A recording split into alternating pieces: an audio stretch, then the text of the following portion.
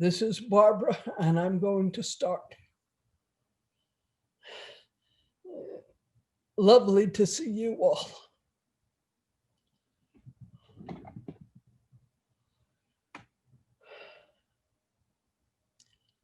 Most of you probably know what was going on with me with the cancer, throat cancer. There's a row of about a dozen stitches from here down to here, and it goes in deep into the muscles. It's swollen. The inside of my mouth is swollen. My speech may not be as clear. You know how if your cheek is, if you bite your cheek accidentally, then it seems like your teeth keep catching on it.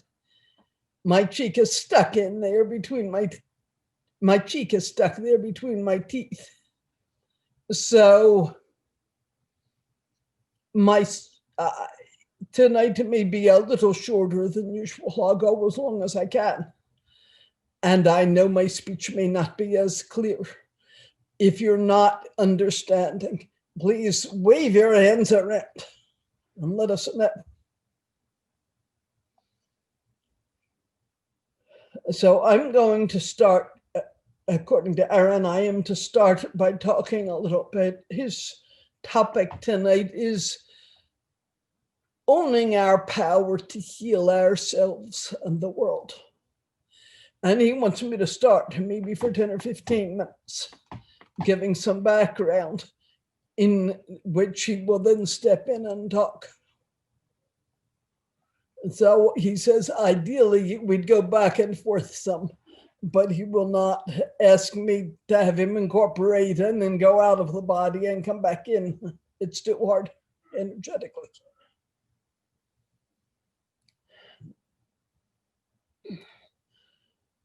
So a month ago, maybe, I had something removed here, just a little pea-sized thing that dermatology cut off and biopsied.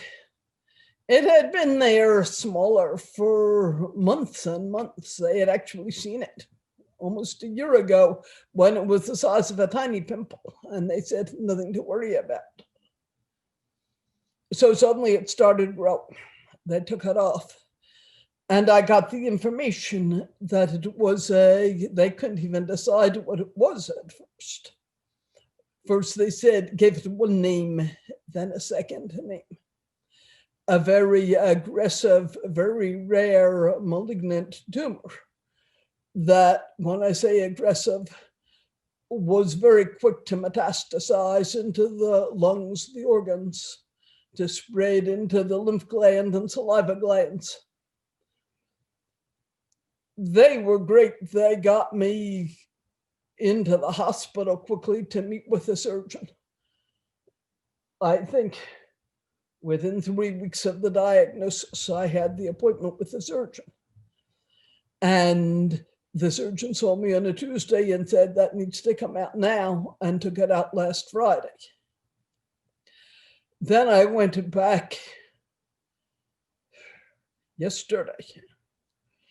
I had other appointments. I had some other stuff that I had to take off. Another cancer here on my face, but they thought was more superficial. And a couple of other places that they froze off, the cutter froze off.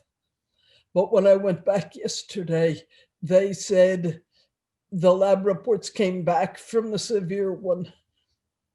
It's completely out. They feel certain it has not metastasized at all. I don't need to have any imagery done. I don't need radiation, which they had thought I would need. Thank you. So how did I get there? This is where Aaron wants me to talk a bit preparatory to his talk. When you get a diagnosis like that, and I said they couldn't even decide what it was. I have a friend in Seattle who was a Mohs surgeon, very experienced for 25, 30 years. And he said he's heard of this, studied it in school, but has never seen one. Tavis had never seen one. Both Danny in Seattle and Tavis did a bunch of research for me and helped to talk me down, saying it's probably very early, relax. Now, what is this thing growing in my body? Yeah, I don't want this. Aaron quickly pointed out to me, as with any illness, our best defense is a high vibration. That cancer cannot flourish in our bodies with a high vibrational frequency. COVID-19 cannot flourish with a high vibrational frequency. It doesn't mean it can't occur in the body, but it can't really get its roots in and grow.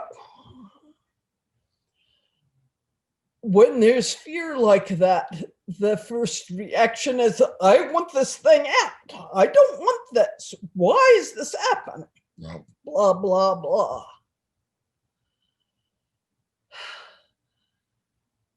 I could not have done this without my Vipassana practice.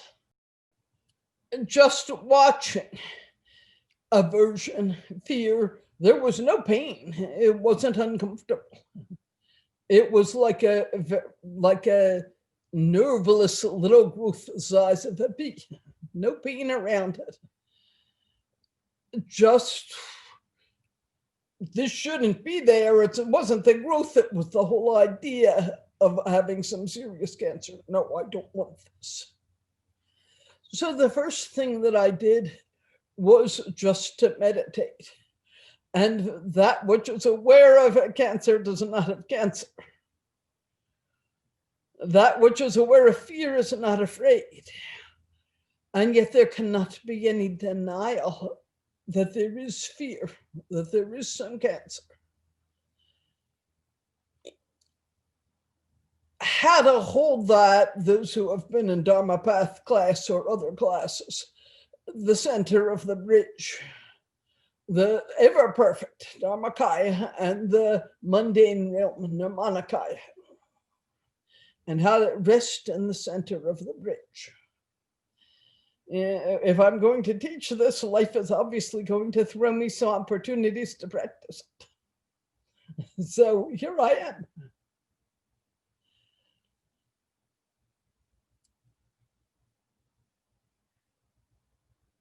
It actually took me 2 days to realize I need to go to the spirit doctors with this as well as the human doctors. So I got the earliest appointment I could at the hospital. And then in meditation, then I sent a picture to the casa. And Isabel, who owns the posada where I always stay with my groups, took the picture in, and they arranged for a casa surgery, 24 hours surgery and then bed rest for 24 hours. During that surgery, 2 interesting things happened. I woke up during the night. The surgery was at 2 in the afternoon. I woke up at night with a feeling of being held down, and fear came up. I know I could have moved if I needed to, but it felt like something was pressing me in place, immobile. So I challenged, and I did not get a positive or negative response. Just, it felt like something was scanning my body. I thought of beings from outer space. Was I pinned under some alien's microscope? Aaron just said, shh, they're just using a scan. The scan is neutral polarity, so you don't feel it as positive or negative. The scanner is not responding. You're challenging the scan itself, not the one running the scan. And yeah, that was true. So on Aaron's say so, I stayed still. And it was very interesting. I could feel the skin moving very slowly and deep into my body and through the whole body. And then it finished. And then the entity Dominacho came in and just said, I'm taking care of you. I'm taking care of it. Excuse me, not of you. I'm taking care of it. Now go back to sleep. A reminder, we don't have to, we do, I think you all know that quote, trust God and tie your camel. Yeah, we do need to tie the camel. I had an appointment at the hospital and I had this spirit bling surgery. We do need to trust and not to get caught up in the stories of fear. If he says, I'm taking care of it, that's it. Let it go. Let all worry about it go. And very interestingly, it really did. I think I knew from that point, this is going to turn out okay. Okay doesn't mean it's going to be easy. I may have needed radiation and chemo. Who knows what I would need? But it's not going to kill me. And if it's uncomfortable, it'll be uncomfortable for a bit. It's okay. The body is just being a body. It's growing a tumor. It will get taken care of. So there was the ability to stay present with this reality of a tumor. They were still trying to figure out what it was, to stay present with the reality of it, with equanimity. And yet, no, I still had to tie my camel. I had to do what I needed to take care of it.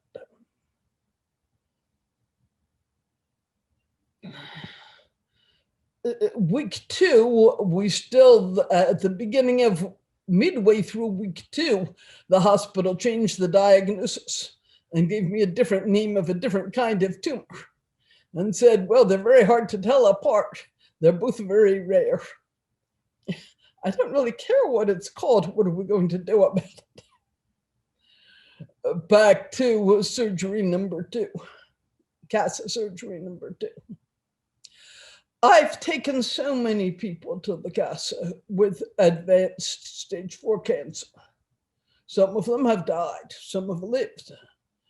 But given that they were all expected to die, and soon, there's a remarkable number of them that lived and that have been cancer-free for a long, long time. So I trust this. So it was an opportunity to look at the body, and then during the 24 hours of bed rest after the second surgery especially, to spend a lot of time looking at how we co-create from the Akashic field. And this is what Aaron is mostly going to talk about tonight, whether it's about the cancers in our body or the cancers in our earth. How do we co-create this?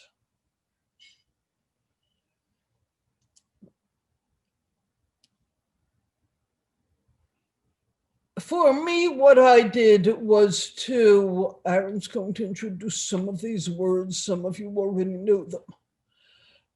There are the elements of earth, air, fire, and water, the heavier elements. Akasha is not an equal fifth element. It's the container out of which these other 4 arise. I experience it like waves arising out of the sea. The sea has to be there first. And then the wind and the water, the tides, the earth, all change the patterns of the waves. But the ocean has to be there first. So we have the Akasha and the earth, air, fire, and water, the elements. And the Akashic field is the summation of this. the whole field of the heavier elements of Akasha and what grows out of these.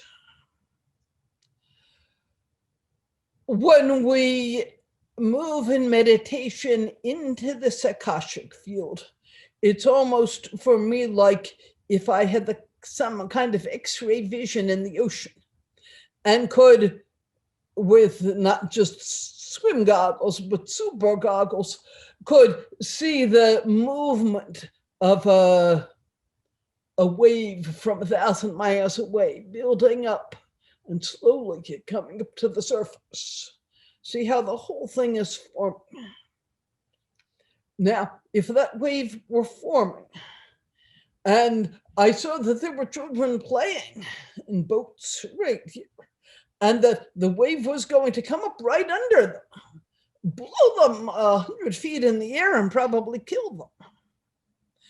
Out of my co-creating with all of the elements that are creating the wave, I could invite the wave either to diminish itself or to come up a mile that way or that way, to help shift the wave so it does no harm. This to me is the clearest illustration that I personally have found to work with, of working within the Akashic field to help support or co-create or reduce whatever is arising, physical, out of the elements, or emotional, fear and hatred, and so forth. Also to co-create love, loving kindness, and a stability of loving kindness.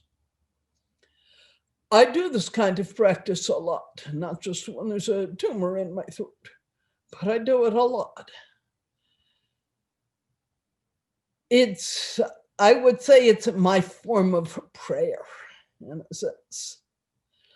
I hold the intention, seeing certain terrible happenings with the COVID-19 virus, or the cancer of bigotry and hatred, or environmental disasters.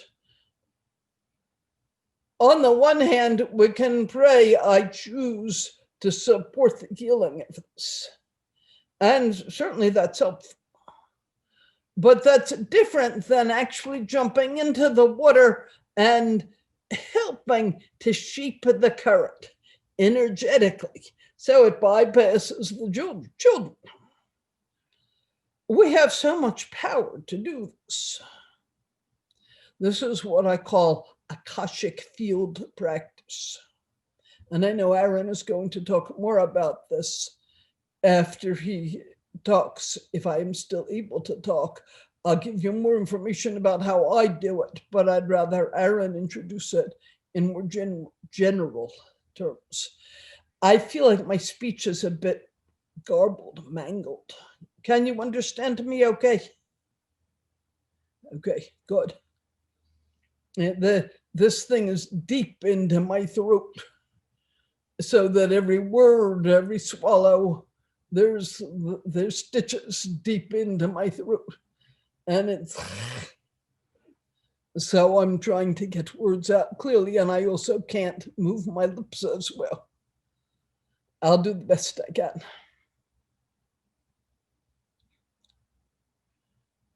So Aaron just said to me, working within the Akashic field, Aaron says his blessings and love to all. Working in the Akashic, within the Akashic field.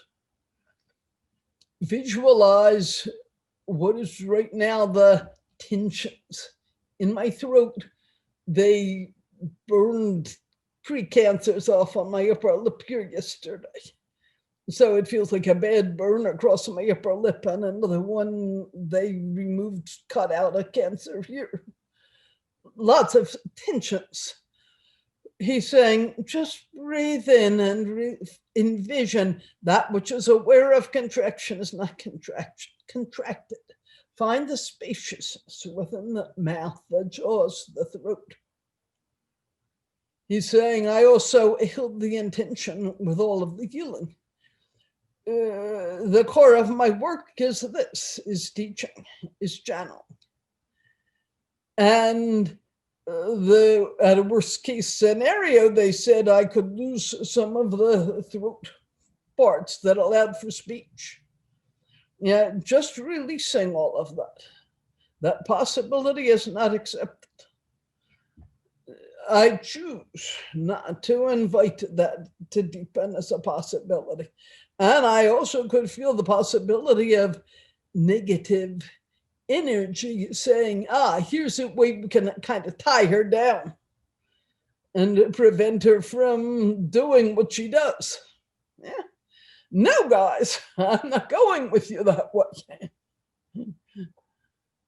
So we have to do it in a kind of firm but lighthearted way.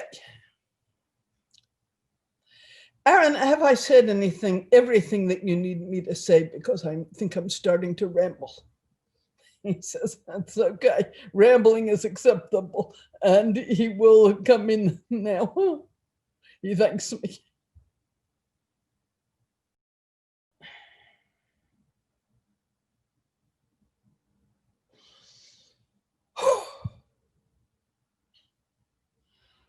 My blessings and love to you all. I cannot project the voice out in the way I usually do. The throat is too sore to express loud. Can you hear me? Thank you. Let me make sure we're all, yes, everything is functioning. Barbara left out one element in her story of supportive healing, and that is the prayers of so many of you. It's not that you pray and some God out there says, oh, look how many are praying. Let's see, all of these are praying for her, so we'll let her win. Not that at all. It's that your prayers are energy. They offered support to that which was non-distorted in her and allowed it further to express itself. It's the way when you smile at somebody who looks a bit uncertain. It helps them to become more certain. It's not such a conscious movement, but more simply energetically. All of your support did definitely make a difference. And Barbara and I and many beings, thank you for it.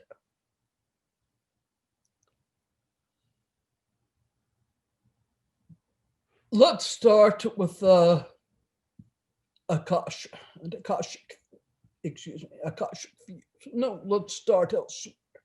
Let's start with your present world,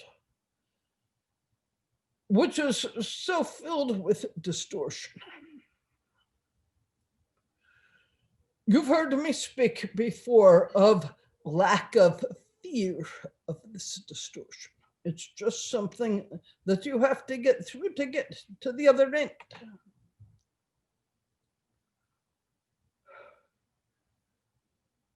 Last week, I used the image of an ocean wave with Barbara.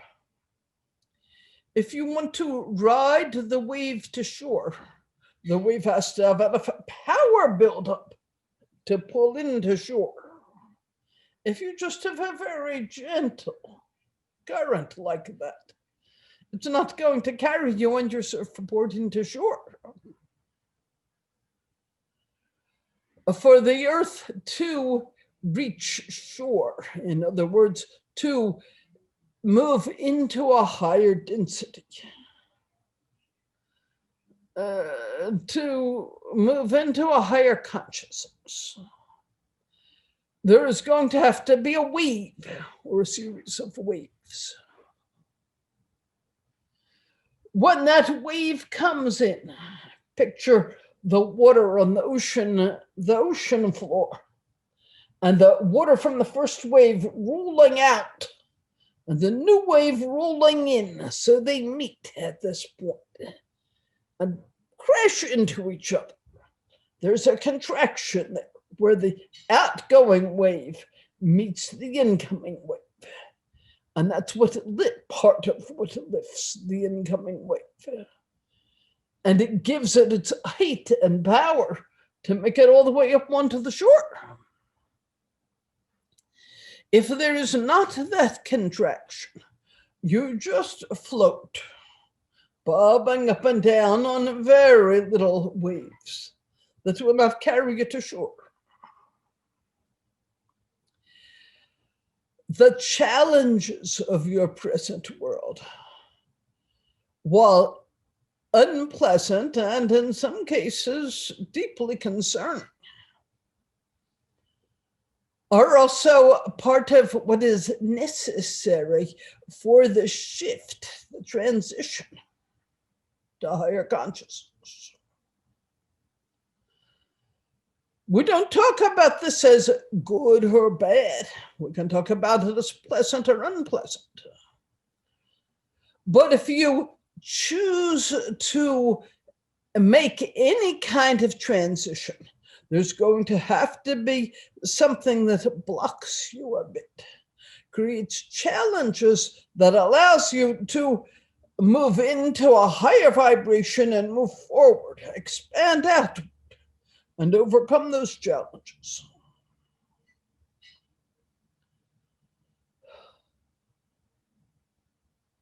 I'd liken it also to the long-distance runner who plans to run a marathon. They don't simply walk 5 miles a day for a year and then say, okay, I'm ready to run the marathon. They have to go increasing distances, challenge themselves, go faster. It has to keep getting harder and harder while they build up their stamina, their muscles, their readiness to run this race. Are you ready to run this race into transition to higher consciousness? You have all been in intense training. Are you ready? I think you are.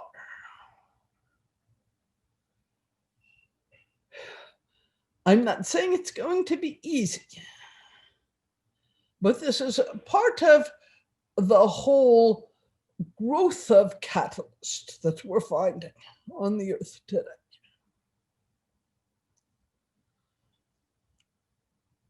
We've spoken about that which does not want you to succeed, that which wants to keep the earth at a lower vibration, is trying to block you.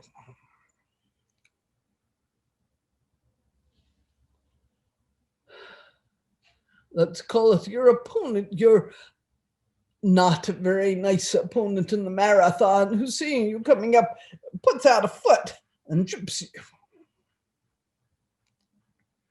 You pick yourself up, dust off your hands and knees and keep running. But you do it with love, with compassion for this opponent who has stooped to this conscious doing of harm because he is so afraid of losing. How do we keep our hearts open to the negative polarity in the world,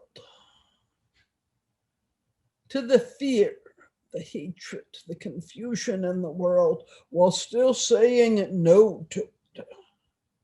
How do you build up your spiritual muscles, if I could phrase it that way, so that you know without any doubt, we are ready to do this? There is no thought of failure, only still an unknowing of what it's going to take to move ahead, and a readiness to do whatever it takes, always with intention for the highest service to all beings. highest good for all beings, and harm to none.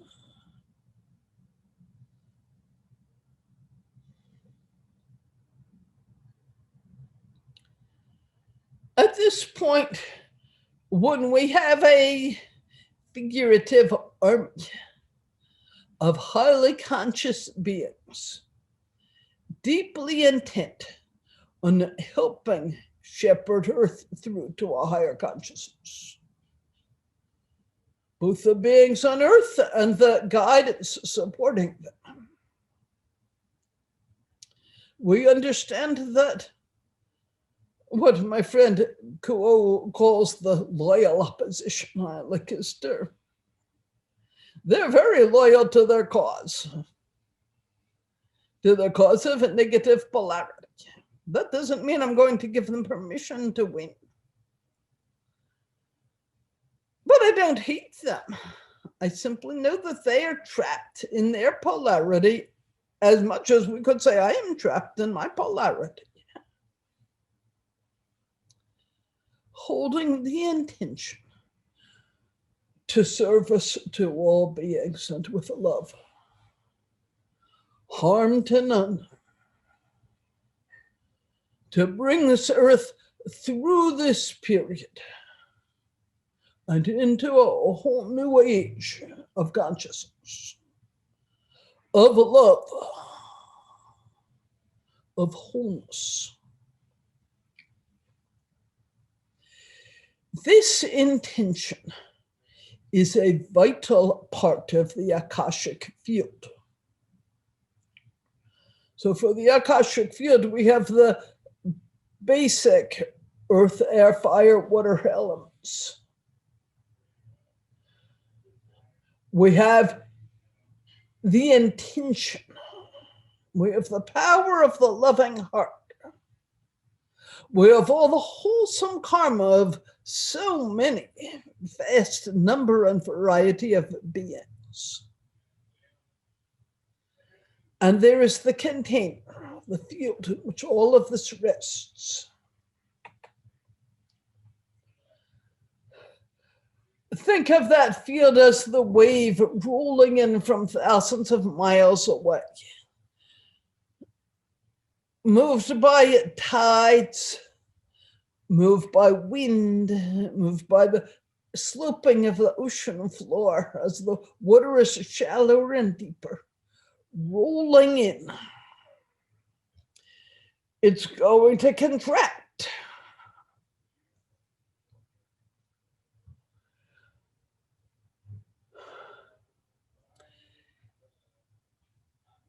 One must be aware that there is going to be that kind of contraction and hold deeply to the intention that this contraction do no harm. And each must hold that intention for themselves, that you are co-creators of that contraction, responsible to it, and yet have the capability to steer it safely up on land, not as a tsunami that will destroy, but simply as a strong current that lands onto the shore and rolls back down and out, shifting from this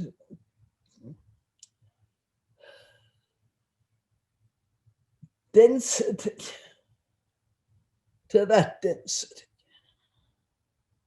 shifting the whole earth and everything related to the earth,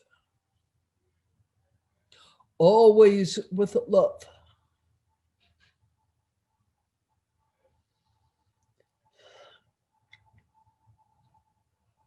Humans are probably insufficient to bring this off on their own. That's why there are so many spirit plane beings with you in this adventure.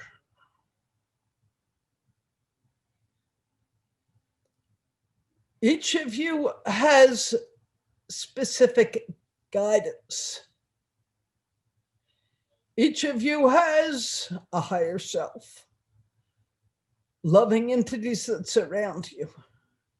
And you participate with all of this in co-creating for love.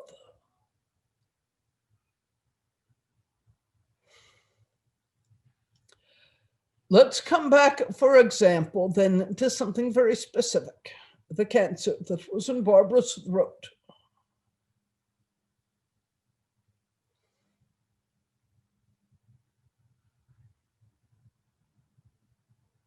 One could imagine that loyal opposition saw the possibility of a tumor and thought to themselves, here's a way we can knock her out. She's doing too much good. We don't want her to keep functioning on the earth this way. We don't have to kill her. Let's just prevent her from speaking. Now, it's not so planned as that. But there is always this loyal opposition, that which wants to create increasing hatred and fear, because that's what it thrives on. And anything that soothes or calms or releases that kind of hatred and fear does not support the loyal opposition's desire to sow hatred and fear.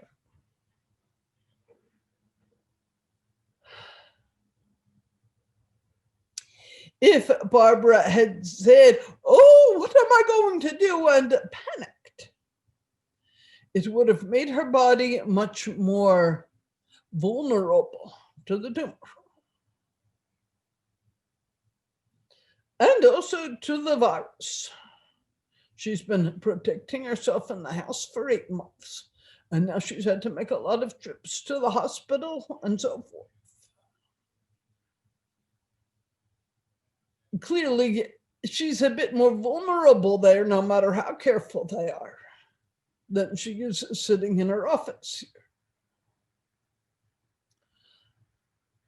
Trust, finding the place that said, I choose to support the healing of this body with no long-term damage to this body. I invite the support for that. I trust all shall be well, and all shall be well, and all manner of things shall be well. With this quote, there is no guarantee that it's going to be just the way you want it to be. Rather, it's a statement, I am willing to co-create for whatever is for the highest good. We could suppose that in some situations it might be for the highest good. For Barbara to simply die from the cancer, or at least lose her voice. Would this make you all have to work harder? Fortunately, you don't need her to lose her voice because you're all working hard on your own anyhow. So you don't need to get caught in that play with her. I choose that which is for the highest good. Always choosing harm to none, service to all beings, love. The world transitioning into a place of love. More and more and more. I choose to be strong enough to do my part. It will not always be comfortable or convenient, but I choose it, and I invite the support.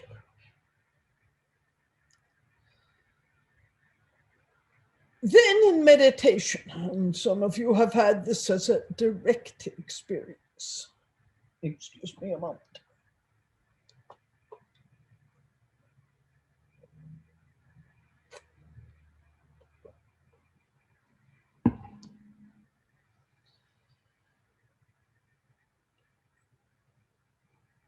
This one who knows the awakened heart and mind,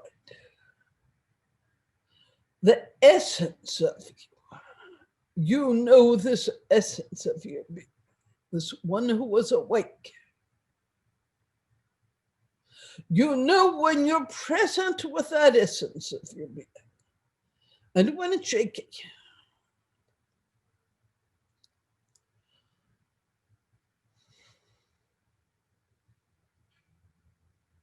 When we say, all shall be well, and all shall be well, think of Yeshua in the garden before his crucifixion, praying, all shall be well, and all shall be well, and all manner of things shall be well. For it to be well, was he to be crucified or not to be crucified? He did not say, I want it this way or that way. He said, I trust. Whatever needs to happen, thy will be done.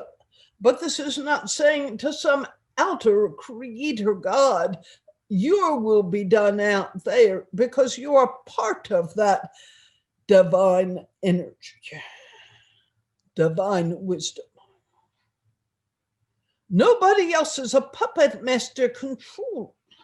You co-create.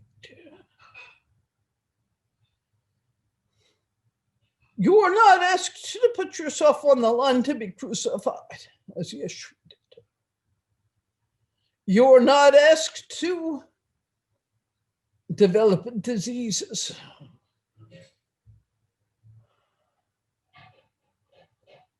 To be consumed by others' hatred. But if you truly choose that which is for the highest good and with love, it means you put your own ego preference aside and say, whatever is needed, I will do it. You know you have the courage and the love to do it, even when it's hard. And this is what I find so beautiful about the earth at this point. There are so many of you who have increasing confidence. Yes, I can do this if it's needed. I can bear with the discomfort. I can get twirled around by the wave. I know I will come out to the other side and float to the surface of the sea. That was a wild ride. Maybe I don't want to do it again, but I'm okay. Adapt to the other side.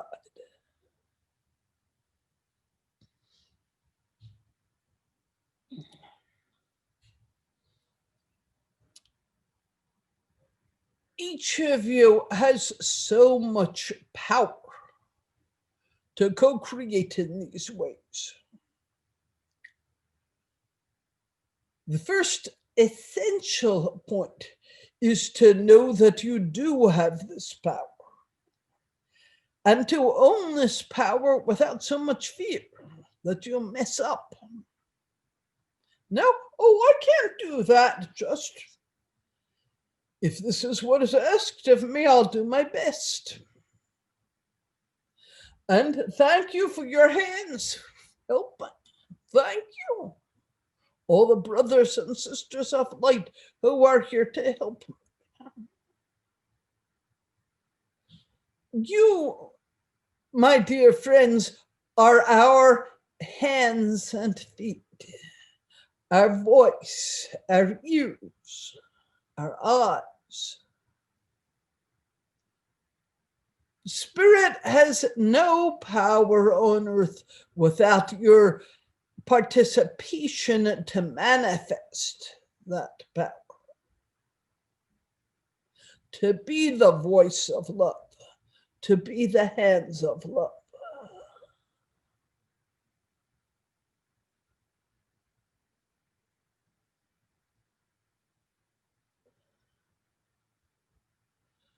You are the hands of love, and you are ready to do that.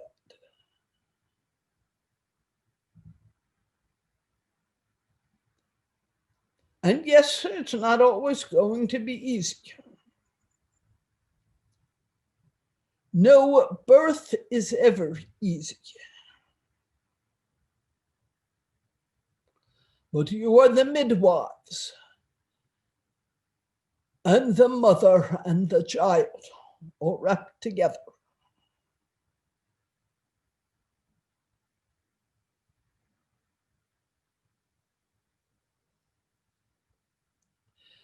You did not come to fail.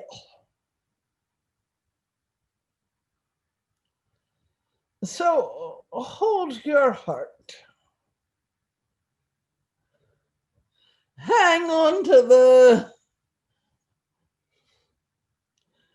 sides of the toboggan and let's go down the mountain with it and see where it takes us.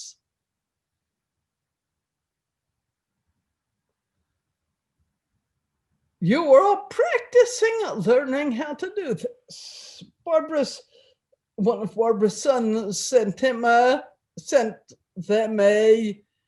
maybe 30-second video of his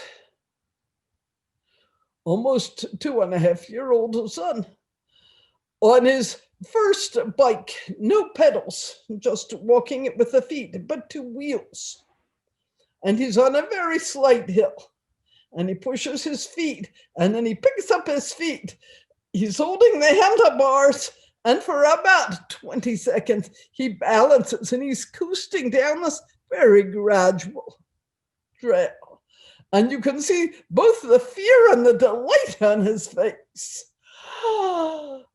Soaring! And then he puts his feet down. And he balances himself again and pushes his feet up, does it again and again. This is what you are doing.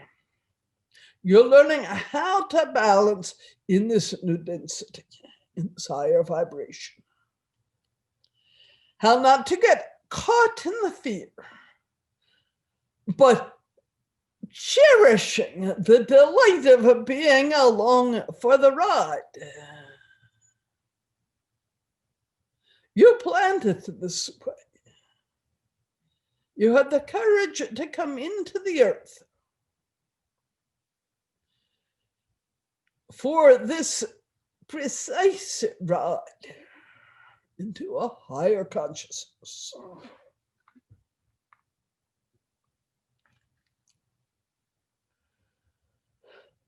It will be scary and it will be delightful, both.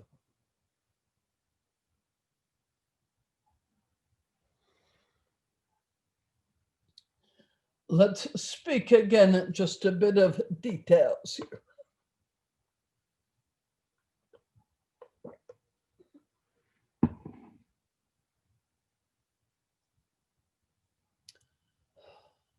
Again, the image of the elements. Earth, air, fire, water, and Akasha as element. Then the field.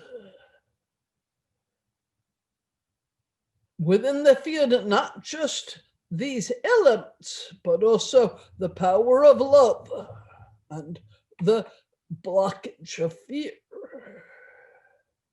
the power of joy, and the limiting power of depression.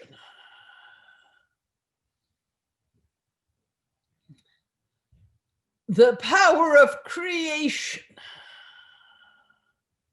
And knowing that when there is creation, there's going to be some destruction.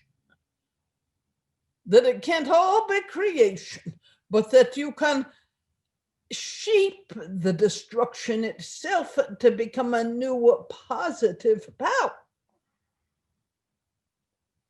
Think about that.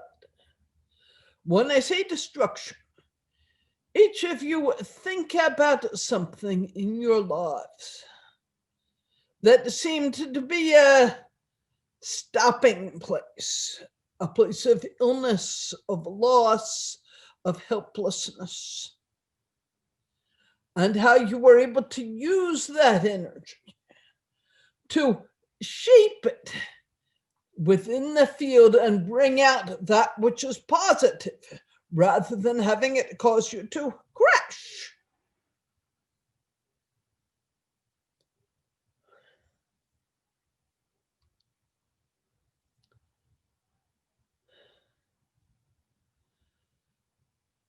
We are all surfers, in a sense, riding this incoming wave of higher density, this very powerful wave that's been rolling in for 1,000 and more years, shaping itself to move the earth into a higher vibration. Don't jump off your surfboards prematurely. Ride the wave all the way through. It will swirl around on the beach and go back out, and you'll find yourself 1,000 miles out at sea saying, wow, what a ride. And look at this wonderful new consciousness, this wonderful new world we have co-created together.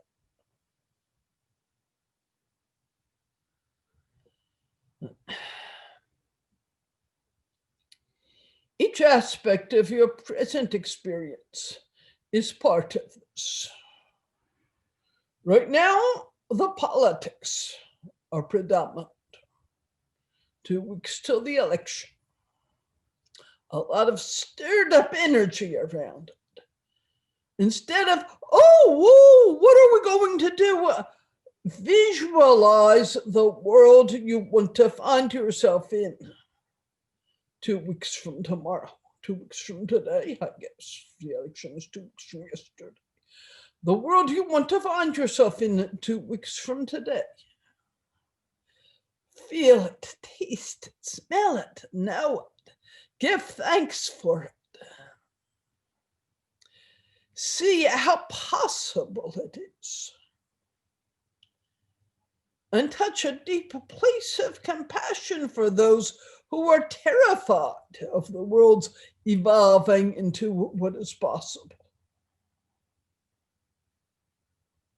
Do not let their fear stop you, but don't hate them for being afraid. Because that heat-based response is just more hatred. I hear so many of you saying, I hate this political figure. You may strongly dislike what he is doing. You may deeply see his negativity, but hate him. This is a man who is strongly suffering. Hold him in your heart. I hate the COVID-19 virus, quote unquote. You dislike the way it is destroying lives. But you cannot stop a virus by hating it. Only by holding a high-end vibration that it has nothing to dig its teeth into. Only by love.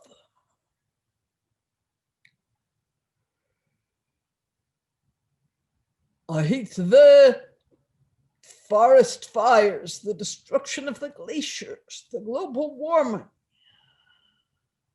Hate it. It makes you sad.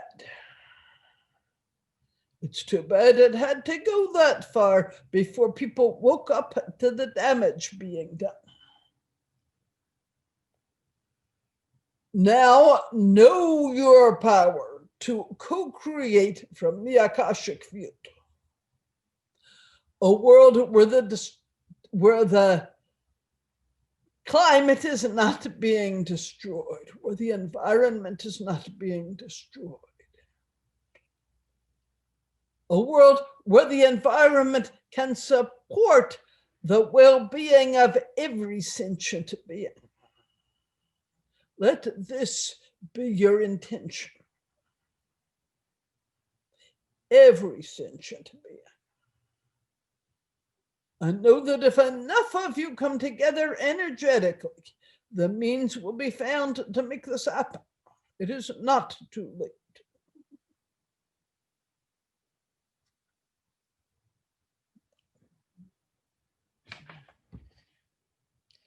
This is a very crucial passageway, opening into the power of love with a statement, let love prevail on earth. Let this be a realm of high vibration and love. And those who are not ready to go along on this ride, you're welcome to get off. There will be other lower density planets. In your next incarnation, come back elsewhere. We co-create Earth together as a realm of love. Will you join me in holding that intention? I know that we are surrounded tonight by so many loving beings, all holding that intention together with you, supporting your intention.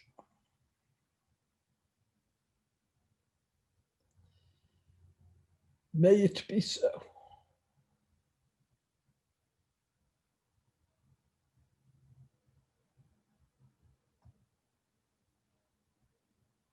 Okay. Good night.